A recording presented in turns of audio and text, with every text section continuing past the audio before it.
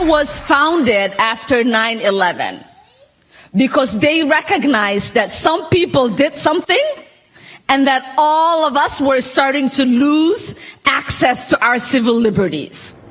New tonight, freshman Democrat Ilhan Omar deciding that instead of apologizing for those insensitive remarks that you just heard regarding the September 11th terror attacks in which she said somebody just did something, she's gonna double down. She's now trying to compare her comments to just the same as what then President Bush said back then.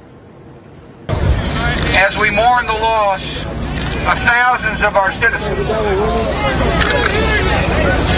I can hear you.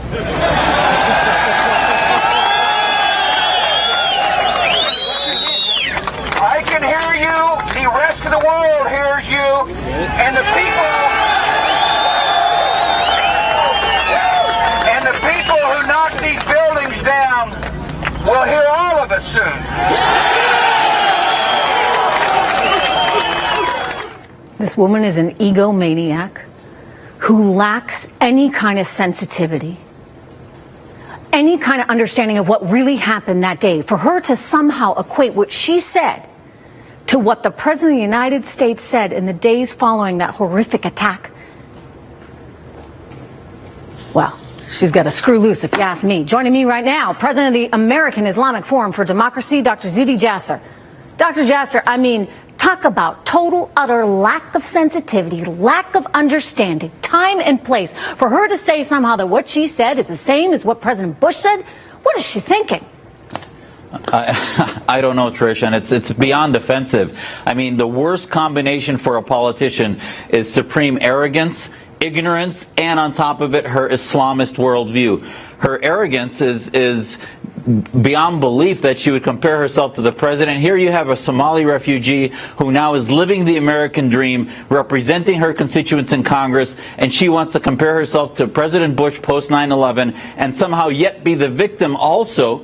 Her ignorance, his comments were 3 days after 9/11, 9/14/01. We didn't know who did it. He used the term evil. He used the term terrorism. So her chutzpah, notwithstanding, is completely wrong factually, so she's completely ignorant on it.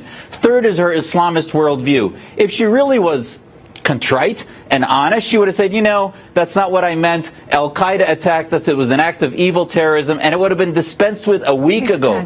But her arrogance is so high, she's taking the rest of us American Muslims with her into this gutter of far-left radicalism, and then you wonder why Muslims are radicalized, because they see her as a victim now, when in fact she's living the American dream, comparing herself to President Bush post 9/11. I mean, it is just beyond the pale. Now, listen, you're right. I mean, this is a woman who really is a selfish egomaniac. To be saying such things with no sense of context around them, it tells you how selfish she is, how self-centered, and frankly, how not intelligent, right? I mean, part of, I think sensitivity, by the way, and intelligence do go hand in hand. And it's understanding the people that you're talking to, the time that something occurred, and she's just wiping that right off the face of the earth because it doesn't suit her narrative. Is that dangerous for our country? Is that kind of rhetoric something that could send us down a path that you worry about, Dr. Jasser? Very much. I mean, we have to, the good part about this, why this isn't a waste of time, this is very important for Americans to understand. This is my world. When people say, where are the moderate Muslims?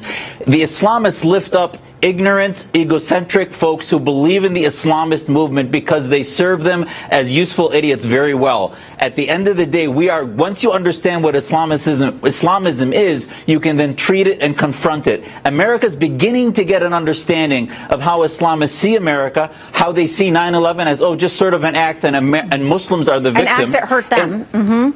Exactly. They're the victims versus actually an act of war that President Bush and the rest of our sons and daughters who fought wars in Afghanistan and Iraq were fighting to protect us and protect her freedom. So right now, for example, you're seeing them run for cover because President Trump tweeted out her video. Why are we infantilizing her? She's a member of Congress. She should get treated as an adult, and her speech is not hate. To speak against her is not incitement. It is ridiculous to say that Muslims should be held to different standards from every other member of Congress that gets death threats every day. Everybody's very, very cautious right now around her. They're afraid to say anything negative about her. But when I hear these anti-Semitic comments, when I hear her trivializing something like 9/11 and turning it into somehow now she's the victim, Muslims are a victim overall because of 9/11, I'm troubled by that. I always like talking to you, Dr. Jasser, because I think you've got a good view on it all. You're a religious man, but you keep that religion within context. I worry sometimes that there's a radical element that, we're not able to call out because it's politically not correct to do so.